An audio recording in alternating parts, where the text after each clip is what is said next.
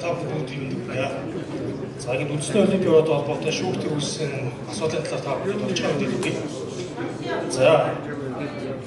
За шүүхтэр ямар маргаа үүссэн улмаас чуулганы асуудалтай холбоотой одоо тодорхойгүй байдал үүссэн мэ гэдэг асуудал дээр онцгой мэдээлэл өгье. За араа жавж юм уу байна.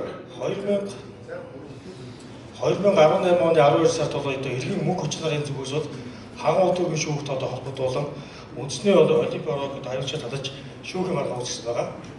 За энэ маргааны одоо процессын явцад одоогийн байдлаар анхшилтын шүүх бол хурдаагүй. За шүүх бол хойшлсон байдлаар байж байгаа. За мөнгө хүч нарын зүгээс яг ямар шаардлага гардаг вэ гэдгээр 2017 оны чуулгантай холбоотой нэгжлэл шаардлага гардаг. За нэгдүгээрт нь бол 2017 оны 3 сарын 24 өдрийн одоо сонгуулийн комиссийг үндэсний олимпиадын ерөнхийлөгчид Загцрын гэдэг хүнийг бас сонгосон дотоод хүчин болгоул яа гэдэг юм шаардлага гардаг.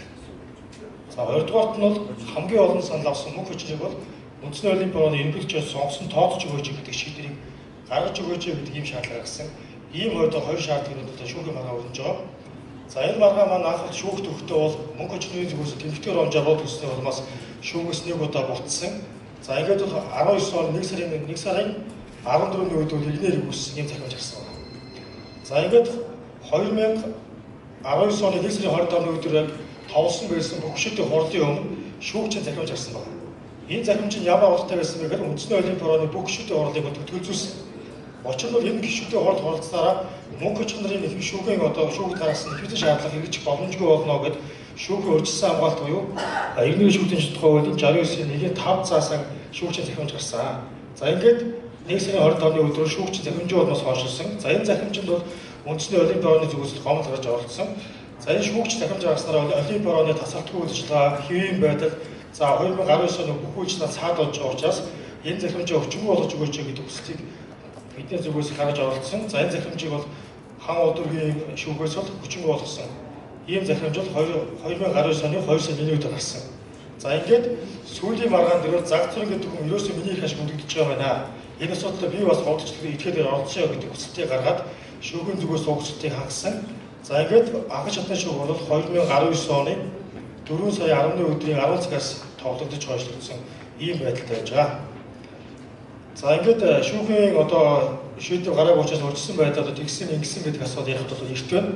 Гэхдээ бол нэгэмшигчдийн зүгээс бол одоо ямар нэгэн хувь зүйн үндэслэл, дүрмийн үндэслэл, ямар нэгэн хаалтын үндэслэл ярьдаггүй.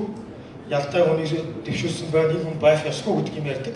За гэвч одоо манай олимпиадын одоо үндсэн дүрмэн дээр бол ямар нэгэн байдлаар ерөнхийдөө дэвшиж байгаа бол бүх гишүүдийн хурлын гишүүн байхад одоо хуулийн шаардлагатай өөр ямар нэгэн шаардлагыг нэмж тавьж өгөөгүй.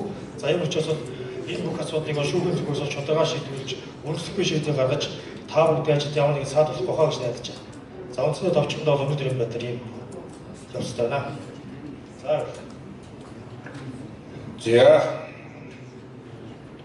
За одоо сая бас уралдааны явцад Мөсөн аренагийн төслийн талаар 5 минутын танилцуулга хийе гэсэн санал ирсэн учраас энийг сонсчоо.